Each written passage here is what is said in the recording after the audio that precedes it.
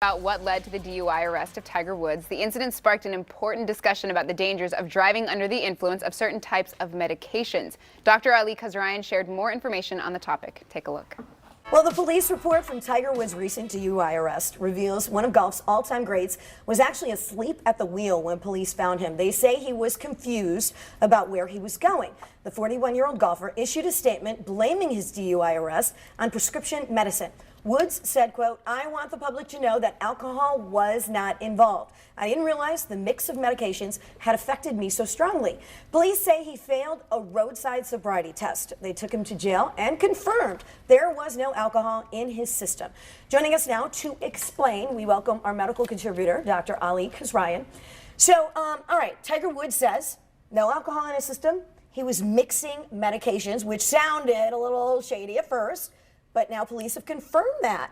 So can it be that dangerous to your system? Can you really be so out of it just from mixing medications that a doctor did prescribe for you? We can look at this physiologically. So alcohol is a sedative. Narcotic pain medications are sedatives. They work at kind of depressing your ability to think, your ability to be awake.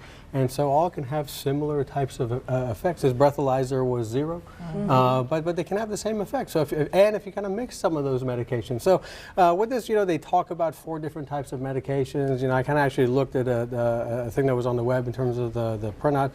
Spelling's a little bit off. You don't quite know. One of the medications that they talked about, the Saloxix, was it?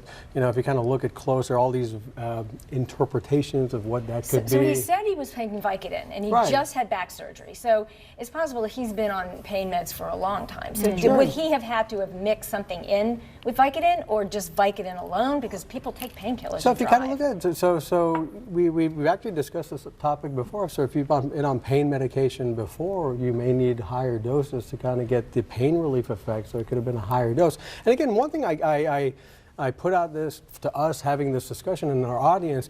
There's going to be a lot of people sitting around just like this and guessing what ifs. The very simple thing that's going to happen is that it seems like, based on the information that's out there, that they got a urine sample that's a tox screen, and so very soon we'll know what was in the system. So all of this conversation is really fairly pointless at this point, because we are kind of throwing a guy that's been through a lot already under the bus, and that. I urge people to take a little bit of a seat back where, bad people do good things and good people do bad things. And what it looks like at this point, he underwent the surgery, which seemed to put him in a better place. He was feeling good. It didn't seem like he was in a place that he was looking to act out, or this was a cry for help or anything of that nature. This could have been just a bad choice that put him in a bad situation. He wasn't hurting anyone. But Dr. Kasraeian, the one thing I think we got to make sure that people realize, when it first happened, we're like, oh, he was drunk. That's not true. And he wasn't. He had prescribed medications, we believe. I think is the importance that even when it comes to prescribed medications, if they say you shouldn't drive, I mean, that is just as dangerous as driving while drunk. So I think that's the most important thing for people who look at this entire thing with regards to the message this week from the Tiger Woods DUI. That is a take-home message for everyone to take away from this thing. A DUI doesn't simply mean driving under the influence of alcohol. When you take pain medications, when you take muscle relaxants, when you mix the two together, when you take a variety of different types of medications, even cough suppressants with codeine in it. Codeine is a medication that can potentially act like a narcotic pain medication. Codeine alone is that when it's mixed with a cough suppressant, it acts the same way. So potentially all of these things are dose-based. Talk to your doctor about that. Make sure that you are responsible on how you take these. And with driving under the influence of medications, especially narcotic medications, these are a little bit more challenging because, and it's a very complicated issue because how they affect people is much more variable. Person to person. Yeah. So like, if you're a bigger person, would it seem logical you could take more medication, but that might not be the case? And your own personal medical history, the other medications you're on. I was going to say, so after I had my C-section, I was on, I think it was Vicodin. It was something really strong. Well, my husband took the same one for some other condition. He could not handle it. it barely affected me. I didn't see, I could have driven, I wasn't because I just had a surgery. But for him, it totally put him out. So it really is a lot depending on the person as well. Absolutely, and you got to be mindful. So pain medications you should not drive on. And if you get pulled over, whether it was a situation like this or any situation, you should not drive on it. Some anxiety medications you shouldn't. Ambien or sleeping medications you shouldn't. I bet he was on Ambien. I shouldn't say that. But again, I bet it was. I mean, the dangerous thing for us to do is to sit around the coffee table and throw all this stuff out because it's dangerous. The big thing to take away from this, obviously do not drive while drinking. A study was done in 2015. They actually found more people who died in motor vehicle accidents had drugs in their system than alcohol. So be very mindful that this can be dangerous. If you are taking pain medications, anxiety medications, antidepressants, if you're taking them all together, be mindful if you're going to drink on them, and do not drive. And this can be very fatal. It reminds me of the time years ago when R&B sensation Gerald Levert mixed medications and he died. Absolutely. I bet people are dying from that. Absolutely. So be very careful. And the last thing, when you take this information in, take it with a grain of salt, and before you throw knives out there, make sure you get all the information in anything that we do, because this stuff is going to happen. And everyone's going to kind of guess what happened. We're going to find out when the tox screen comes out, and then we'll know the information. But use it in a way that you can take things forward. This is a very important message where if you're taking medications, you can get pulled over, you can go to jail, and you can potentially hurt yourself and others. So, so take that information. That's the takeaway from this. Dangerous stuff. All right, well, something else we want to ask you about. Reports that scientists have developed a new version of an antibiotic that could fight off superbugs. All right, so let's start with what are superbugs and why are they so hard to get rid of? Well, I think there was a movie you guys showed with Wonder Woman, the superbug is the villain. It's hard to get rid of those super women. Absolutely, the outfits are going to be spectacular. That's the next movie. Do those little superbugs wear those little outfits? Yeah, I don't know what the color schemes are. Ant-Man. Right? All right. I'll be here all week.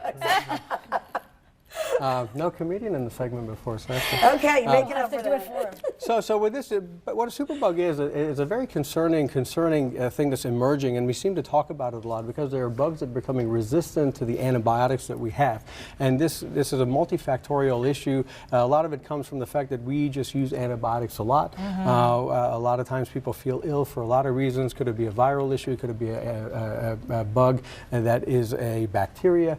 You get antibiotics, you don't finish the course, you don't take it appropriately, and so the bugs that survive may potentially develop resistance to it. So the next time you get an infection, or the bugs that remain are now stronger, and they develop ways to now not get affected by the antibiotic.